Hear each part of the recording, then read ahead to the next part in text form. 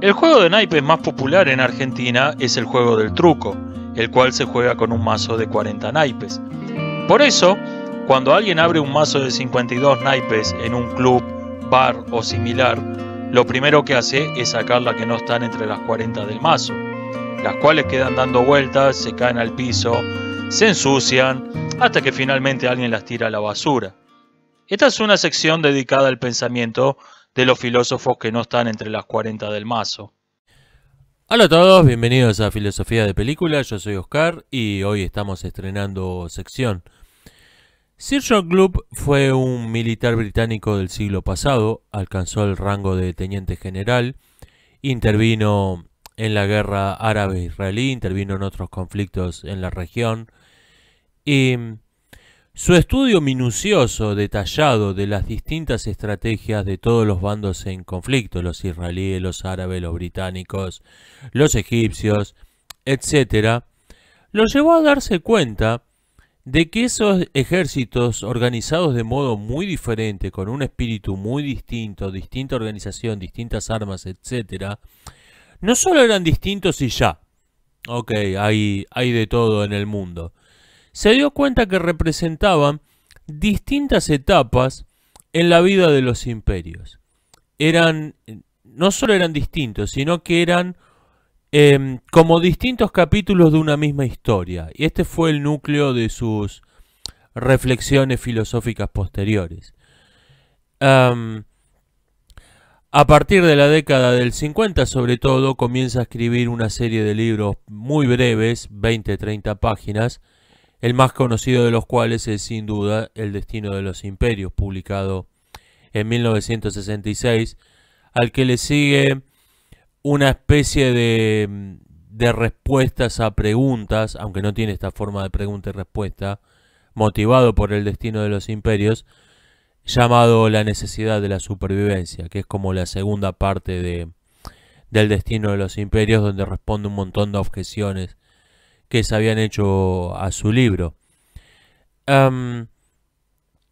Digamos brevemente que hay un fuerte prejuicio contra los pensadores militares. Está este estereotipo del militar como un ser rústico, bruto, ignorante, que cree que se arregla todo a los gritos y con la violencia.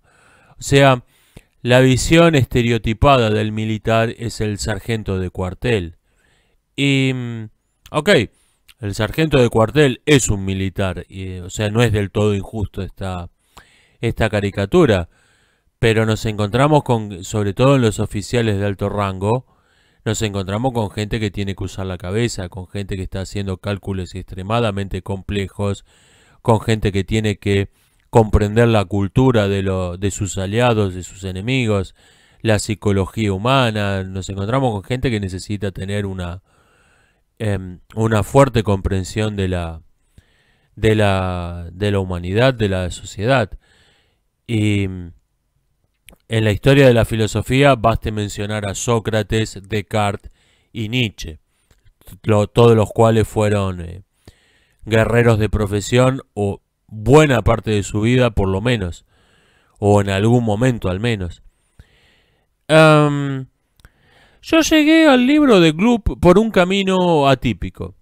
Tras un breve periodo de popularidad relativa en los 60s, reaparece hace unos años, breve periodo de popularidad tras lo cual cayó en el completo olvido, reaparece hace unos años al ver que el curso de los acontecimientos siguió lo que había predicho Gloop. Entonces todo el mundo dijo, wow, este tipo la tenía clarísima, tenía la bola de cristal. Vamos a leer, a ver qué dice sobre el futuro. Realmente a mí esas predicciones, esas profecías históricas no me impresionan mucho. Si yo digo que mañana va a llover y ustedes dicen que no va a llover, uno de nosotros es un profeta. No es algo que realmente me impresione. Llegué por otro camino al destino de los imperios. Me interesa mucho la filosofía de la historia que defiende Gloop, porque es exactamente el negativo de la que defiende Tucídides en su Historia de la Guerra del Peloponeso. Tucídides dice que no hay que hacer historias de la humanidad, que hay que enfocarse en estudiar hechos puntuales en un momento, en una región, y preferentemente hechos que uno haya vivido, en los que haya participado y conozca muy bien de primera mano. Por eso estudia la guerra del Peloponeso. Y Club dice, en cambio, que ese tipo de estudios específicos no son útiles. Lo que necesitamos es la historia de la humanidad, apartar dentro de esta la historia de los imperios y comparar la historia de unos imperios con otros para obtener las leyes generales que rigen su curso. Y yo hasta ese entonces había asumido la idea de Spinoza de que las historias de la humanidad eran superficiales y colecciones de curiosidades. Tucídides está claramente pensando en Heródoto al decir esto. Y me había parecido, sí, este tipo tiene razón, y al leer al Club me di cuenta que no era tan obvio, tan evidente por sí mismo eso. Actualmente pienso que ambas filosofías de la historia tienen su parte de verdad. Creo que necesitamos de verla, a veces necesitamos ver la foto grande y a veces necesitamos del microscopio, necesitamos enfocarnos en un puntito. Algunas leyes de la historia nos aparecen al ver la foto grande y solo al ver la foto grande, y para otras necesitamos conocer a fondo momentos puntuales. O sea, creo que ambas tienen, aparentemente son contradictorias, pero ambas tienen su parte de verdad. Así que, bueno, vamos a ver el destino de los imperios. Club dice que la historia de todos los imperios ha durado aproximadamente lo mismo, unos 250 años, y se ha dividido en las mismas 7, 8, 9 etapas. Su criterio es un poco arbitrario. Y señala que esta homogeneidad de la duración solo se puede deber a la sucesión de las vidas humanas, porque todo lo demás ha cambiado. Cambió la geografía, cambió la tecnología, cambió sus relaciones con otros imperios, etcétera, etcétera. Lo único que ha durado más o menos, sigue aproximadamente igual desde la época del Imperio Persa hasta el mundo de hoy, es la duración de la vida humana, que dura unos 25 años. Entonces, un imperio duraría unas 10 generaciones y el recambio de las generaciones le daría su espíritu propio a cada época. Y este es el tema que se dedica a estudiar Club. 1. La era de los pioneros. Todo nuevo imperio comienza por la expansión abrupta y sorpresiva, outburst, de un pueblo que estaba en la periferia del imperio anterior. Podía formar parte de este nominalmente o no, o de a rato sí, de a rato no, lo que los griegos llamaban demi-barbaris, semibárbaros. Estos pueblos provincianos, fronterizos, se caracterizan por tener una fuerte independencia, y por eso su cultura no se ve afectada por la decadencia del imperio anterior. Persia respecto de Babilonia, Grecia respecto de Persia, Macedonia respecto de Grecia, Roma respecto de Macedonia, Arabia y Bizancio respecto de Roma, Italia y España respecto de Bizancio y Bagdad, Inglaterra respecto de España, Estados Unidos respecto de Inglaterra. Estos pueblos pioneros, estos pueblos de imperios incipientes, se caracterizan por ser pobres, sumamente emprendedores y tremendamente agresivos, son terriblemente violentos. Sus motivos son A, saquear, B, la admiración por el imperio que están conquistando. Y Glob pone mucho empeño en desmentir la imagen del bárbaro como un ser brutal que avanza destruyendo todo resto de cultura que encuentra a su paso. Por el contrario, los conquistadores son los salvadores de la cultura que estaba decayendo. Sienten una admiración por la cultura de sus conquistados que los lleva a considerar su deber sagrado conservar y enriquecer su legado. Desde luego, adaptándolo a su propia idiosincrasia cultural. Glob señala dos grandes excepciones: el imperio mongol, que sí avanzó arrasando todo lo que encontraba en su camino, y el imperio norteamericano, que no se formó avanzando sobre un imperio anterior, sino sobre un territorio prácticamente desierto. En esta etapa todavía no hay roles claramente diferenciados por sexos, ni una clara distinción entre civiles y militares. Todo el mundo hace todos los trabajos y, llegado el caso, todo el mundo combate. La era de las conquistas sigue inmediatamente a la de los pioneros y tiene su mismo espíritu. La diferencia principal es que los ejércitos se han disciplinado, profesionalizado y vuelto exclusivamente masculinos. Los roles se han dividido por sexo, lo cual lleva a dividir la educación y darle una educación específica a varones y mujeres para sus respectivos roles especializados. Acá Glob hace unas consideraciones técnicas muy interesantes basadas en su experiencia en la guerra árabe-israelí y en otros conflictos armados sobre las virtudes de estos ejércitos nuevos.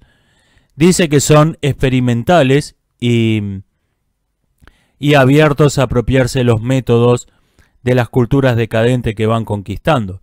Se caracterizan por la improvisación y por la falta de tradiciones, lo cual le parece claramente una ventaja. Sus rivales, altamente profesionalizados, con mayor experiencia y mejores armas, suelen ser excesivamente rígidos y incapaces de adaptarse a las novedades, lo cual lleva a su derrota.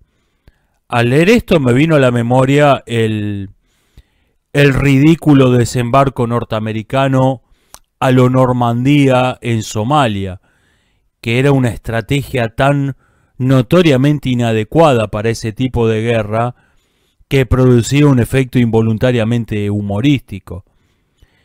O sea, los conquistadores, que con su profesionalismo y su pérdida del optimismo que caracterizaba a los pioneros, son básicamente los pioneros que han tenido su batalla de canas. Se han vuelto más prudentes, se han vuelto menos optimistas.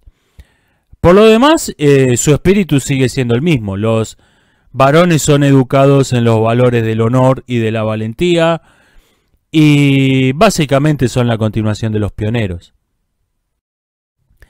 3. La expansión comercial. Glob dice que incluso los más salvajes imperios promueven el comercio, así esa no haya sido su intención. No se trata de algo planificado. Los caminos se construyen para mover de modo rápido y seguro las legiones y quedan ahí. Empiezan a ser usados por todo el mundo y empiezan a favorecer el comercio. Se eliminan las fronteras que exigían el pago de molestos tributos para pasarlas. Se unifica la moneda, se unifican las costumbres. Y Glob señala que el aspecto más positivo de los imperios es su dominio del mar, porque esto es casi todo beneficio y ningún costo. No hay acá antipáticas conquistas militares, sino que simplemente el imperio limpia los mares de piratas. Hace esto para favorecer su propia causa, para que puedan navegar sus propias flotas comerciales, pero lo cierto es que el mar queda libre para todo el mundo, para las provincias, para los particulares, incluso para los reinos que no forman parte del imperio. Glob está claramente pensando, al escribir esto, en el principio liberal de que el egoísmo favorece el bien común. 4. La era del comercio, que se superpone en el tiempo con la era de las conquistas. No hay tanto una diferencia cronológica como una diferencia de espíritu. El lujo y la prosperidad reemplazan a las ideas del honor y de la valentía. Se forma una clase inmensamente rica que son mecenas de artistas, arquitectos y toda clase de lujos. Se construyen estupendos edificios municipales, construyen palacios para sí mismos, se hacen nuevas formas de comunicación, nuevas vías de comunicación, desarrollos técnicos, puentes, acueductos, hoteles, enormes avances científicos. La primera mitad de la era del comercio parece ser especialmente grandiosa. Las virtudes del honor, del patriotismo y la devoción al deber todavía son evidentes. El pueblo está unido, es orgulloso y está lleno de autoconfianza. Claramente estamos en la edad de oro del imperio. Los niños todavía son educados para ser viriles, montar, disparar el arco y decir siempre la verdad. Glubb está aludiendo al resumen que hace de la educación persa Heródoto de Halicarnaso. Hasta los 20 años los persas solo aprenden 3 cosas: montar, disparar el arco y decir siempre la verdad. Las escuelas para varones son deliberadamente rudas. La expansión continúa, pero por otros medios. La expansión comercial y la prosperidad se ven como la consolidación de las conquistas militares. 5. La era de la prosperidad. Y acá es donde se empieza a ir toda la mierda. El dinero es la causa de la decadencia de los imperios, afirma Glubb. La transición es gradual e inadvertida para la mayoría. El dinero ha reemplazado al ideal del honor. Los jóvenes son educados para capacitarse para los trabajos mejor pagos. La indefensión del país es causada por el egoísmo creciente. Nadie quiere ser soldado. Se siente la necesidad de construir murallas fronterizas al no tener suficientes tropas para defenderlas. La guerra y la conquista son consideradas inmorales. Y Glubb hace una observación interesante acá. Dice que este discurso pacifista encubre el sentimiento de inferioridad al leer sobre las hazañas de los antepasados. La falsa virtud del pacifismo se inventa para crearse una ilusión de superioridad moral respecto de los antepasados, aunque en el fondo se sienta exactamente lo contrario. La verdadera causa del desarme es la escasez de recursos para destinarlas a un objetivo público, la defensa. Esta escasez de recursos no es causada por ninguna objeción moral a la guerra, sino por el egoísmo y por las pestes. Pestes cuya principal causa es a su vez la escasez de recursos para las obras públicas. La ilusión de estar destinados a gobernar el mundo por siempre lleva a estos primeros decadentes a la idea de que son una raza superior, lo cual justifica su explotación del resto de la humanidad. Esto causa la ceguera para ver la rotación de las naciones en la hegemonía por periodos de alrededor de unos 250 años. Y Glubb observa que el racismo, entendiendo por tal esta idea, la creencia de que, bueno, nosotros somos un imperio porque somos una raza superior, pasando por alto que el rol hegemónico lo ha desempeñado gente de todas las razas, lleva a una injustificada relajación. No se ve el estado de prosperidad en el que todavía se vive, a pesar de todo, como el fruto del sacrificio de las generaciones precedentes. Se ve como un regalo de los dioses, y esto a veces literalmente. El problema del pacifismo no es su moralidad, sino su completa falta de realismo. No hay un asunto más grave para un pueblo que saber cuándo y cómo usar la fuerza. Y el pacifismo simplemente pasa por alto de esto como si no fuese algo importante. Todo hombre cuerdo prefiere la paz a la guerra, dijo Heródoto, pero sabe que la paz requiere de ciertas condiciones que deben ser acordadas. Reconciliarse significa etimológicamente volver al concilio. O como dijo un teólogo protestante tras la coronación de Enrique IV como rey de Francia, es hora de guardar las espadas y sacarle filo a la lengua. Lo que caracteriza al pacifismo, en cambio, es su carácter unilateral y ajeno al hecho de que están viviendo en un mundo lleno de no pacifistas que van a lanzarse inmediatamente al ataque apenas un pueblo baje la guardia. El pacifismo es solo un disfraz moral de la indefensión propia de la decadencia.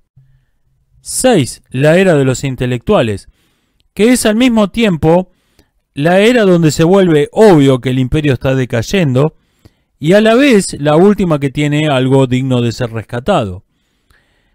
El rasgo característico de esta era, por la que Glubb lo llama así, es que se forma una clase de intelectuales consecuencia de las políticas de mecenazgo. Las universidades se convierten en una pasión. La ambición de los jóvenes es ahora conseguir un título universitario. Estos cambios no son ni buenos ni malos. El entusiasmo popular primero fue por los honores militares, después por la propiedad económica y finalmente se buscan los honores académicos. El club observa que esto no es un mero cambio de modas.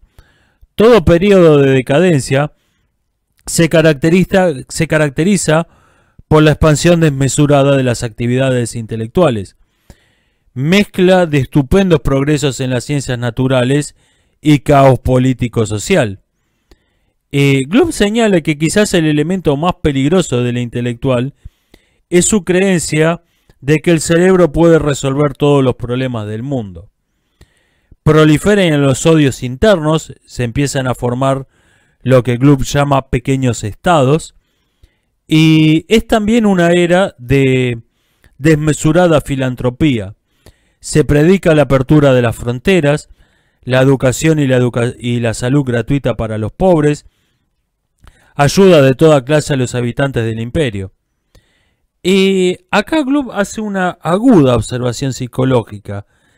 Dice que este periodo de filantropía desmesurada, unido a la aparición de ideologías cosmopolitas, parece estar en abierta contradicción con la creencia en el destino divino a gobernar el mundo, en la creencia de que el imperio es una raza superior destinada a gobernar sobre la humanidad. Y Glubb dice que en realidad es la consecuencia directa de esa creencia.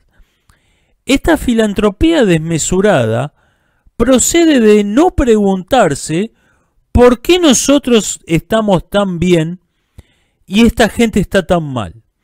Ignorar los factores históricos, ignorar las causas sociales de su prosperidad, creer, o sea, que es un regalo de los dioses. Podemos regalar todos nuestros bienes, los dioses nos van a seguir favoreciendo porque somos su raza favorita. Esto es lo que está de fondo detrás de ese cosmopolitismo de café. 7. La era de los inmigrantes. Se caracteriza por la pérdida de la unidad racial en el imperio.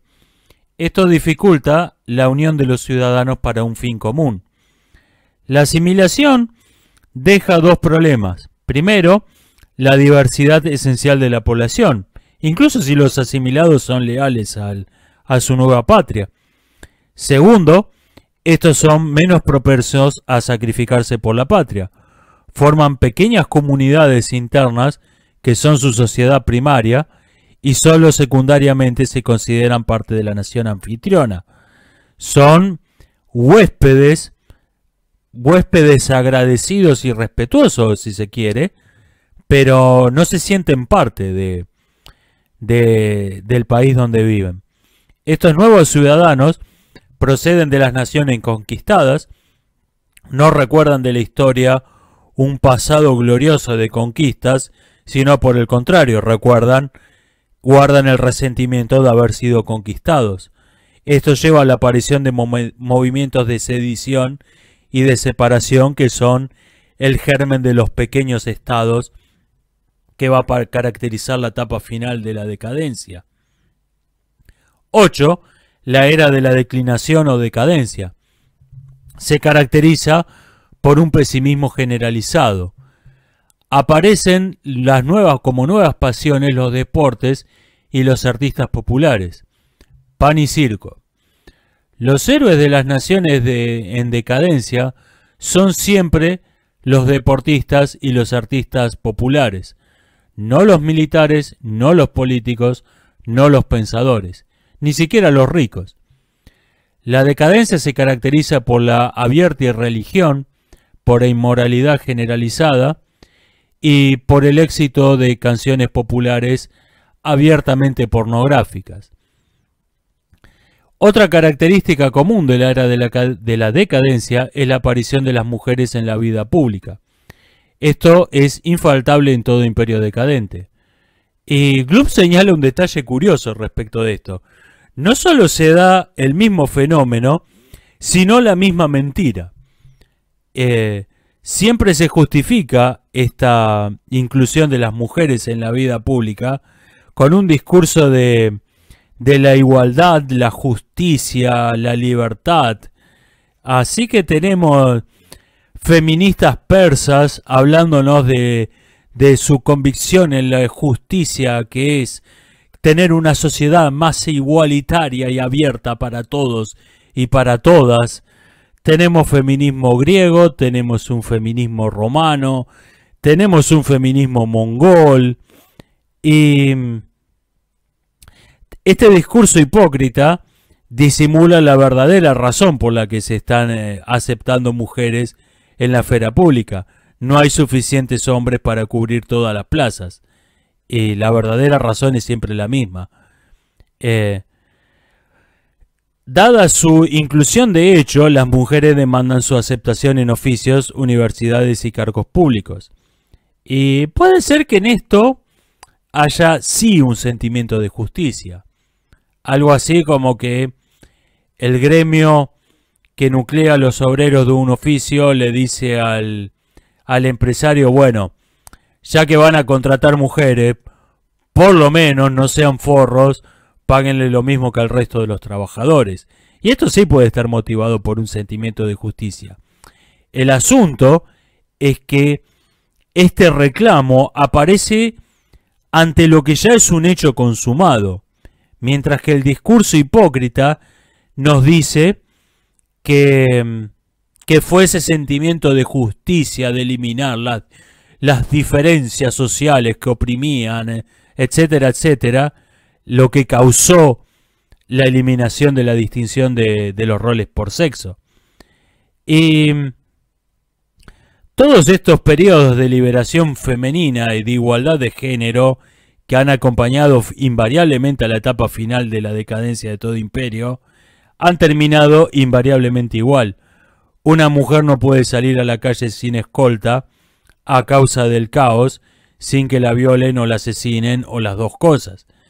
Y todos esos cambios sociales desaparecen sin ser derogados formalmente. ¿Qué importa que las universidades te acepten si no podés salir de tu casa sin un hombre armado que te acompañe? O sea, todas esas conquistas habían sido como lograr un asiento de primera clase en el Titanic mientras se estaba hundiendo. Otro rasgo típico de la era de la decadencia es la aparición de intentos dramáticos de restaurar los valores de la religión, la familia, de la era de los pioneros. Y todos estos intentos fracasan y Gloop dice de modo lacónico y acertado por qué. Porque se ven como intentos patéticos y desesperados y simplemente son reemplazados por un nuevo imperio donde esos valores son auténticos. Y 9, la era de la desintegración. Gloop la considera la más breve, dice que dura unos 10 años. Y según sus cálculos, si tomamos que los imperios occidentales modernos nacieron con la Revolución Francesa y su vida esperable es de 250 años, entonces debería coincidir con la década del 2030. No hay que tomarse estos cálculos muy en serio, desde luego. Se caracteriza por el pesimismo extremo y la absoluta indefensión. El pesimismo lleva a la indiferencia ante la destrucción, porque los habitantes no creen que haya nada que merezca ser salvado de las invasiones de los bárbaros. Que destruyan todo, no se pierde nada. Ese es el espíritu. Aparecen las ideas de variación, de diversidad en el discurso, que Gloop llama una gran variedad de tontos. La minoría que está todavía relativamente llevando una vida segura y próspera son, cito, vanidosos, completamente fuera de la realidad e increíblemente estúpidos. Se forman pequeñas naciones internas cuya existencia es notoriamente patológica, porque estas pequeñas naciones atacan al imperio y sin embargo no pueden existir como entidades independientes. Son como un cáncer que está destruyendo el organismo del que forma parte y que va a morir junto con la destrucción del organismo. Son incapaces de existir por sí mismas. Hechos típicos de la época de la desintegración son el abandono de las fronteras y las rebeliones masivas de campesinos. Estos hechos están mal documentados porque suelen ser épocas de extrema anarquía donde poca gente escribió los hechos y los archivó en bibliotecas que se hayan conservado. Así que no tenemos muy bien los detalles. Las fronteras, técnicamente, el imperio que se colapsa no sufre una invasión. Simplemente las fronteras son abandonadas. Los soldados se van a la casa por falta de interés, por falta de pago, y la frontera queda abandonada y todo el mundo empieza a cruzarla. Las rebeliones de campesinos son un hecho común, pero no está muy claro contra qué se rebelan. Forman escuadrones de la muerte contra los inmigrantes que están cruzando la frontera impunemente, se rebelan contra el gobierno central o lo que queda de él, se rebelan contra los guardias de frontera que muy probablemente se hayan convertido en bandoleros.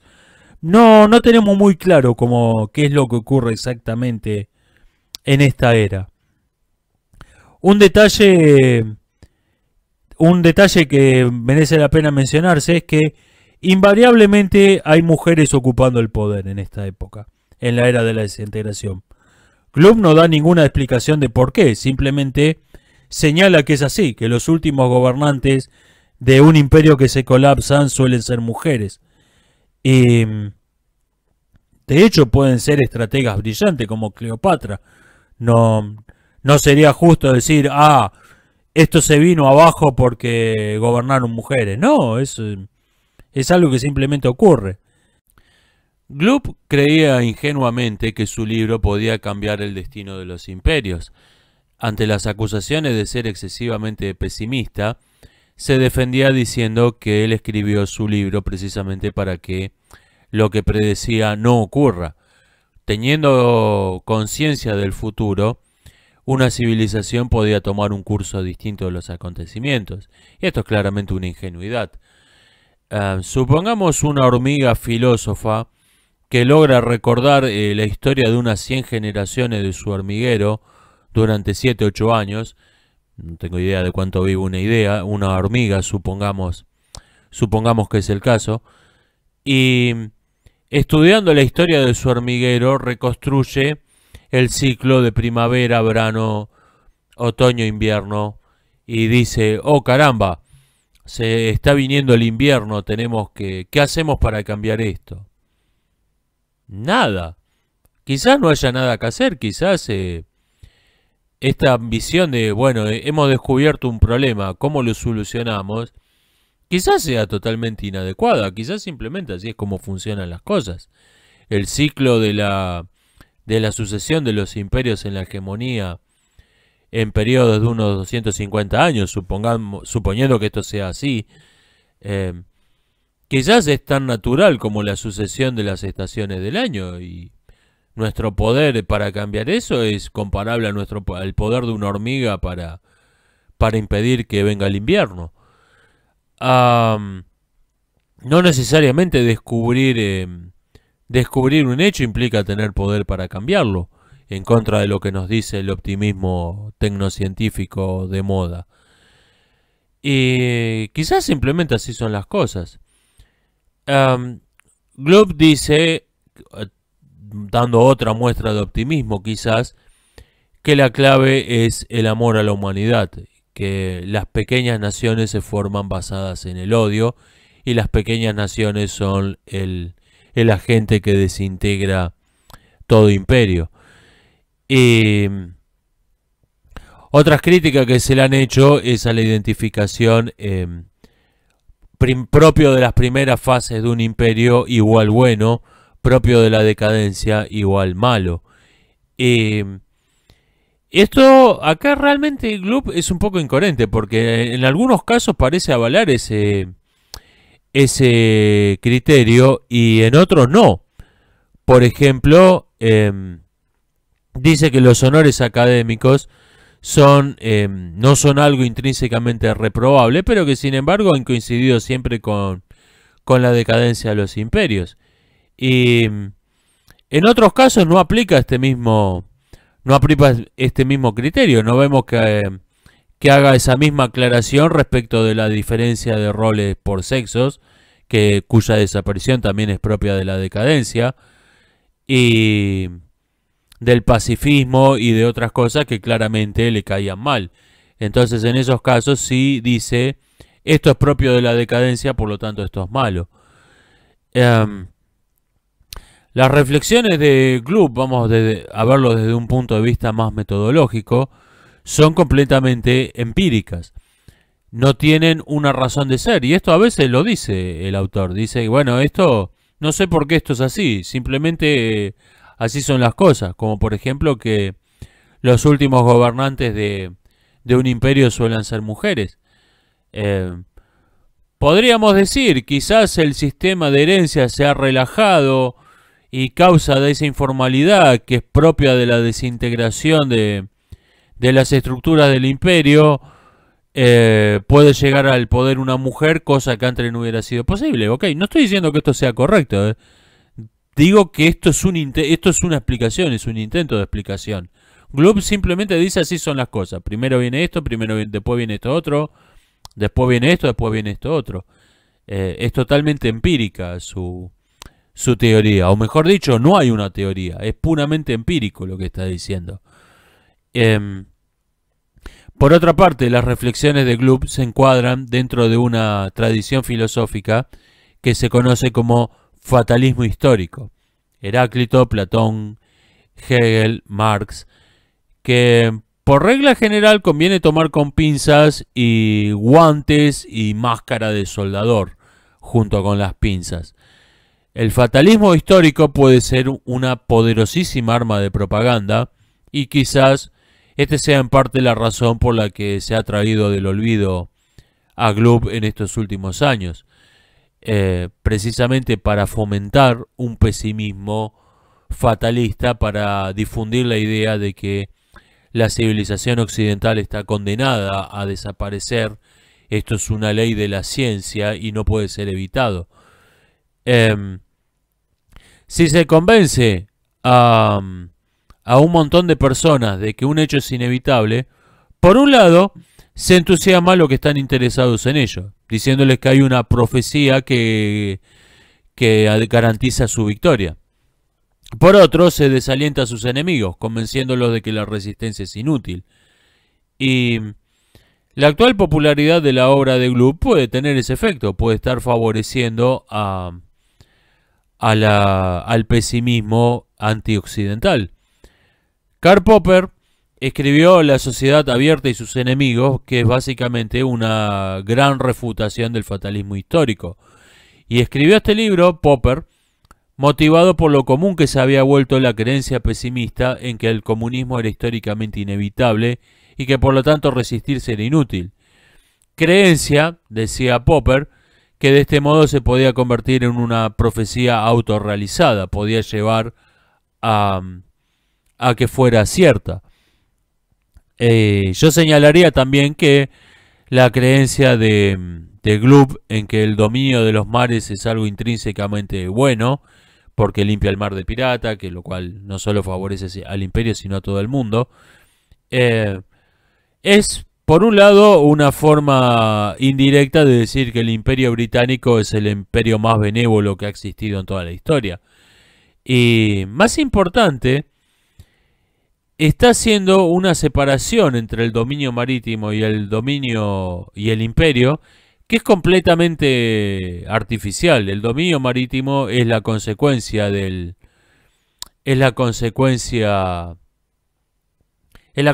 lógica del imperialismo. Se dominan los mares para tener contacto entre la metrópoli y las colonias. No puede haber dominio marítimo sin imperialismo, y esto lo vemos en Atenas en la antigüedad, lo vemos en menor medida en Roma después, y lo vemos en el Imperio Británico en los tiempos modernos. No hay dominio de los mares sin imperialismo, así que decir que es mejor si el dominio de los mares o el imperialismo es una distinción totalmente artificial. Así que, bueno, con todas sus fallas metodológicas, creo que es un libro, El destino de los imperios es un libro muy interesante, merece la pena, aunque más no sea por su brevedad, se lee en 1 o 2 horas, son 20-30 páginas. Y repito, con todas sus fallas metodológicas es interesante, su visión de la historia creo que es lo más valioso que tiene. Glubb es un agudo psicólogo que penetra muy a fondo de lo que hay de fondo, valga la redundancia, en movimientos cuya característica central es la hipocresía, como el pacifismo, la ideología de la igualdad entre los sexos, etc. Es un agudo psicólogo que saca lo que está de fondo de esos movimientos cuando pueden ser totalmente contradictorios con lo que se dice en la superficie, con lo que aparentan ser en la superficie. Este creo que es el otro punto de gran valor de la obra de Glubb. Muy especialmente cuando se refiere a la era de los intelectuales, porque era la época de sus contemporáneos. Y como teoría histórica creo que es muy débil y es totalmente empírica. Creo que esto es lo más conocido, es la razón por la que se lo ha traído del olvido y lo menos valioso que tiene el libro. Nos estamos viendo, hasta la próxima.